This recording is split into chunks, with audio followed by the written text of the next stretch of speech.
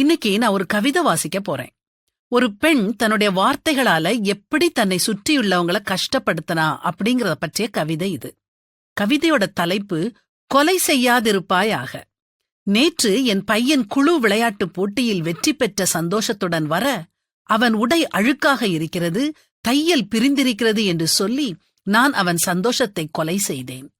போன வாரம் தன் உடையை தானே தைத்த பெருமிதத்தில் இருந்த என் மகளிடம் அதிலுள்ள சிறு குறைகளை கூறி அவள் பெருமிதத்தை கொலை செய்தேன்.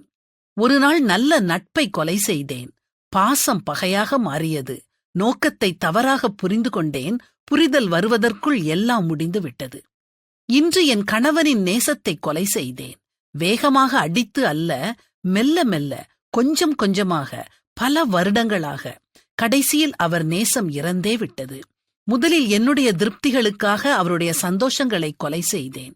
உங்களுக்கு தன்னம்பிக்கையே இல்லையா, நல்ல குறிக்கோள்களே இல்லையா என்ற கொடுமையான வார்த்தைகளை சொல்லி அவர் மனதை புண்படுத்தினேன். அடுத்தவர் முன் அவரை கேவலப்படுத்தினேன். அவர் அமைதியோடு சகித்த வலியை பயம் என்று தப்பு கணக்கு போட்டேன்.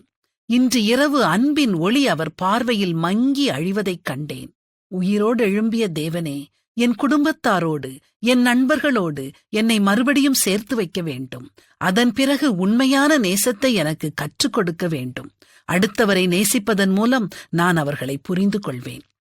நல்ல ஒரு கவிதையை கேட்ட திருப்தி உங்களுக்கு இருக்குதா? நம்முடைய நாவிலிருந்து புறப்படுற ஒவ்வொரு வார்த்தைக்கும் எவ்வளவு வலிமை பாத்தீங்களா? இனிமேலிருந்து நாமும் அடுத்தவங்களோட நேசத்தை, சந்தோஷத்தை, பெருமிதத்தை கொலை செய்யறத விட்டுட்டு அவங்கள உண்மையா நேசிக்க பழகுவோம். மரணமும் ஜீவனும் நாவின் அதிகாரத்தில் இருக்கும். அதில் பிரியப்படுகிறவர்கள் அதன் கனியை புசிப்பார்கள். அதனால கவனமா வார்த்தைகளை பிரயோகிப்போம். உறவுகளை கட்டுவோம். நட்பை மேம்படுத்துவோம்.